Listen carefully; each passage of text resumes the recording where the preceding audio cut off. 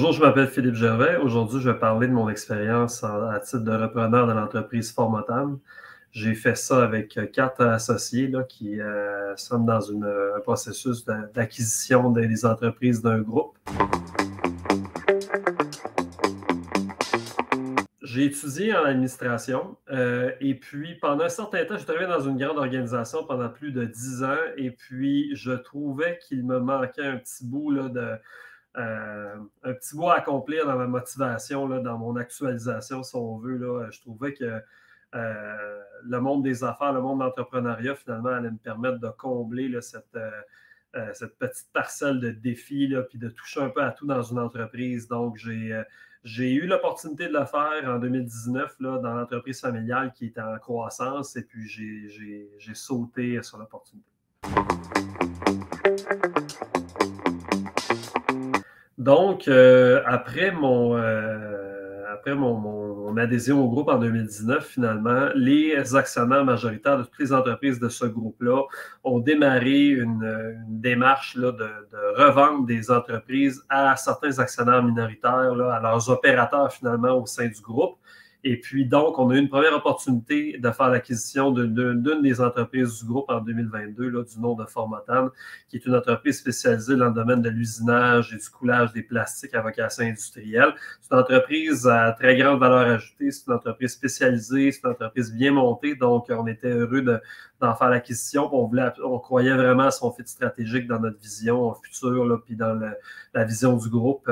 Donc, c'était pour nous, comme on dit, un no-brainer là, de se lancer dans l'aventure. Donc, on a ensuite fait les étapes d'analyse, de plan d'affaires là, pour bien ébaucher notre vision, de travailler avec des partenaires financiers justement pour aller démontrer qu'est-ce qui fait tourner l'horloge là, finalement de Formotan. Et puis, ça a été un processus quand même très éducatif pour nous tous. Puis, ça s'est concrétisé à l'acquisition en 2022. Depuis ce temps-là, ça fait à peu près 2 ans que ça s'est fait. Là, les choses vont bon train, qu'on apprend à gouverner cette entreprise-là en équipe. Donc, l'équipe s'est formée. En fait, au fil du temps, le groupe industriel Barsatec a commencé par une entreprise fondée au début des années 90 et puis le groupe a cru par acquisition au fil du temps. Et avec la croissance, les actionnaires ont dû se doter de partenaires, d'opérateurs, de gens dans des rôles clés là, auxquels ils ont également donné une part d'intérêt, une part d'action. Là. Et puis, le groupe de repreneurs du groupe industriel Barsatec s'est formé progressivement avec les différents actionnaires minoritaires dans différentes divisions partout au Québec, dans toutes les entreprises. Et puis, il y a eu aussi une tentative de créer un groupe de gens complémentaires dans leurs forces là, et qui seraient capables justement de mener la croissance de ce groupe-là là, suite à la revente là, à terme, là, finalement. Donc, c'est comme ça que l'équipe s'est formée. Il y a eu des exercices également de team building, d'identification d'équipe, des tests psychométriques, etc. Et on a fini par constituer un groupe qui, on croit, là, est solide et périn pour le futur.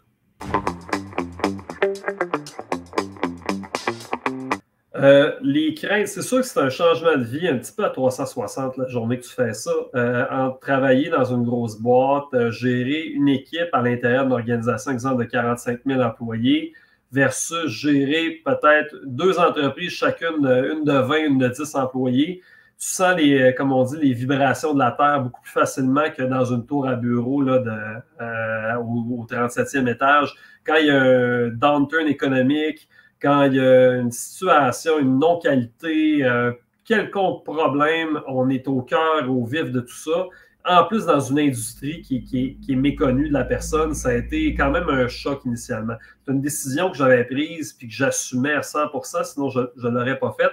Mais ça a été quand même beaucoup de changements à accueillir. Là. Et puis, ce que je peux dire, c'est que c'est une journée à la fois. Il ne faut pas... faut vraiment s'embarquer là-dedans, comme on dit, avec de l'énergie, avec une volonté là, intarissable, avec une croyance envers le fait que ça va s'améliorer puis que nos efforts vont amener des fruits au fil du temps puis que Rome ne s'est pas bâti en un jour non plus.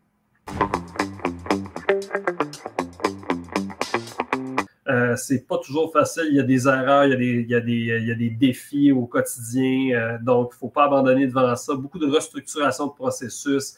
Monter une entreprise, c'est carrément... On part de rien. Même quand on acquiert une entreprise, elle était montée un petit peu selon les mœurs d'anciens propriétaires, surtout quand c'est une PME. Une PME est beaucoup teintée des mœurs des anciens propriétaires. Donc, on doit conserver l'âme de l'entreprise tout en y mettant un peu notre marque. Là. Donc, ça, c'est un défi, ça prend un certain temps. Et c'est de la répétition. C'est plusieurs petits blocs qu'on va établir pour éventuellement construire un édifice.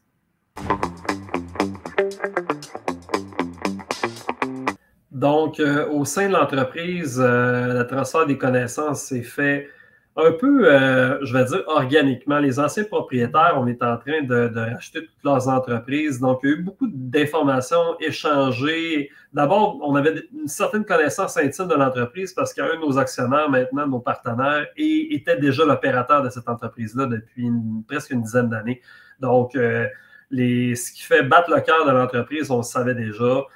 Tout ce qui était externe à ça, qui était peut-être méconnu de cette personne-là, c'est des questions qui ont été posées aux vendeurs et puis on a eu des réponses transparentes, des réponses candides.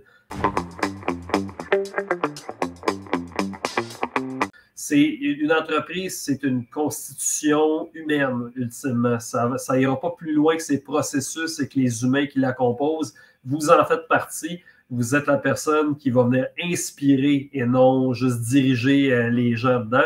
Ça ne peut pas faire autrement de marcher que si vous croyez à votre vision, si vous avez du cœur, si vous investissez du temps avec les gens qui vous entourent, si vous n'avez pas peur de leur poser des questions, de considérer leur opinion, puis de poser des questions à tout votre réseau de support. C'est le petit conseil que je donne.